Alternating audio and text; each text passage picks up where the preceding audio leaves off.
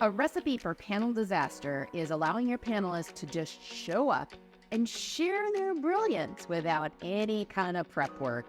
Oh no, you do not want to do that. My name is Kristin Arnold, and I am a master facilitator and a leading authority on moderating panel discussions. You know, this video, we're going to be talking about what you can do to help your panelists do more than just show up and throw up.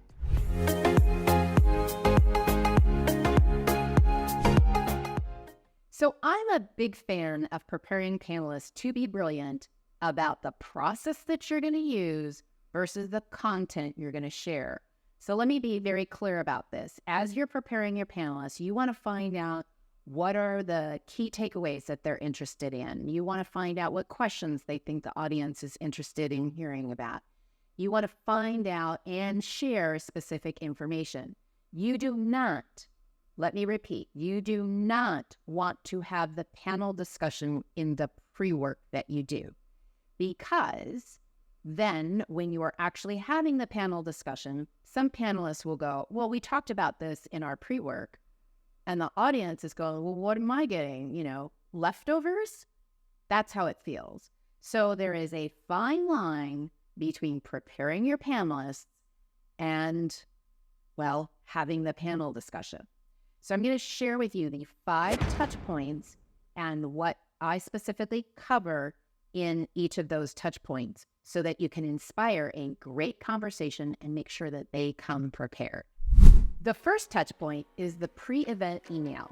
Now, as a panel moderator, many times I am not privy to that. I ask for it to be sent to me, but oftentimes that's already been sent out to the panelists, or maybe I might have a hand in crafting it. But usually this email is the first invitation. I invite you, the panelist, to participate, and it outlines the basic information that they need to know, like where it is, the location, when it is, the date, the time, what the topic is, maybe who the other panelists are, what the duration of it is, who's going to be in the audience, the purpose of the panel.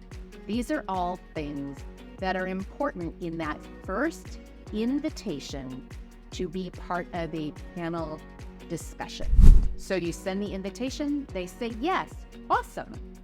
Then you might send another email that confirms their participation and gives them a little bit more detail. That detail could be, maybe now you have the other panelists confirmed. It could be what the staging is going to look like, the AV, any other pertinent information that they need to know. And that the moderator and or the meeting organizer, but usually it's the moderator, is spearheading a meetup. It could be a Zoom call, it could be an actual physical meeting, but usually it's something done over video conferencing that either the panel moderator is going to talk with them one-on-one or one to all the panelists, if that's possible. So there's usually maybe just a confirmation with what's the next step. Usually it's a meetup. So now you have the pre-event meetup where everybody comes together so that they can all hear the same message. Now, I recommend that this happens no earlier than a month before the panel. I know some people like to make it, like months ahead. Nobody's going to remember anything. And frankly, it's not even on their radar screen. So a month, maybe at the maximum 2 months or 2 weeks before the actual date of the panel.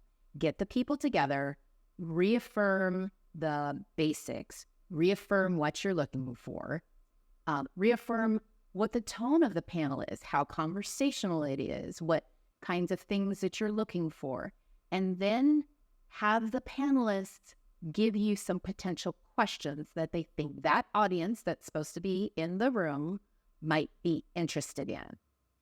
Now, I personally like to have that as a short discussion of some ideas, and it's brainstorming. It's not answering.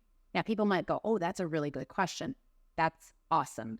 But to answer it, I stop people and I say, no. We're not having a panel discussion now, but this is all really good information. You can ask people, what do you think are the key questions that people have? What are the things that we should be talking about?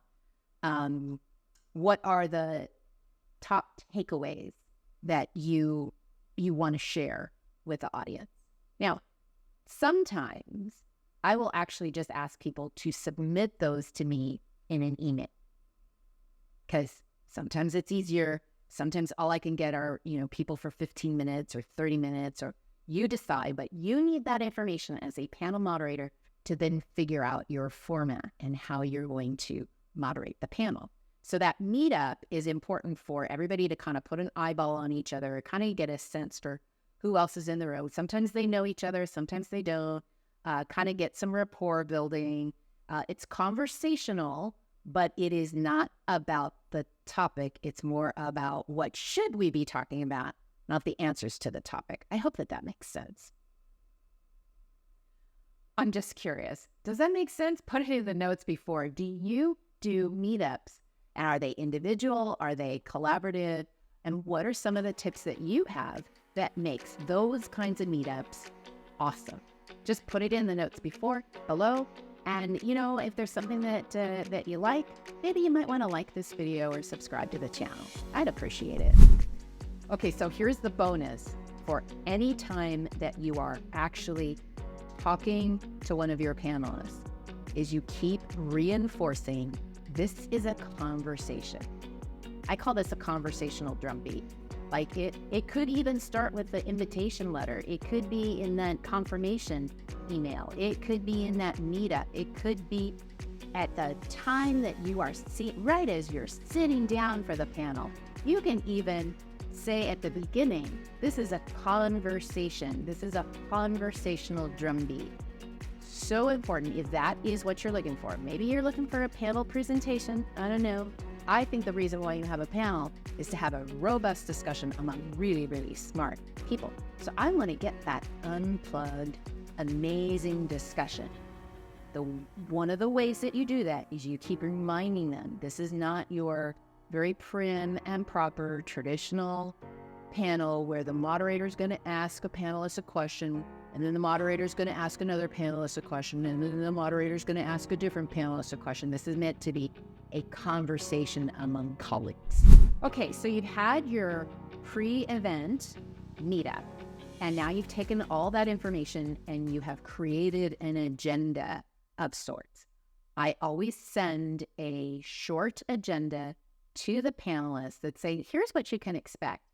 Here's what you should be bringing to the table. And I expect that each of the panelists bring 3 points that they want to share.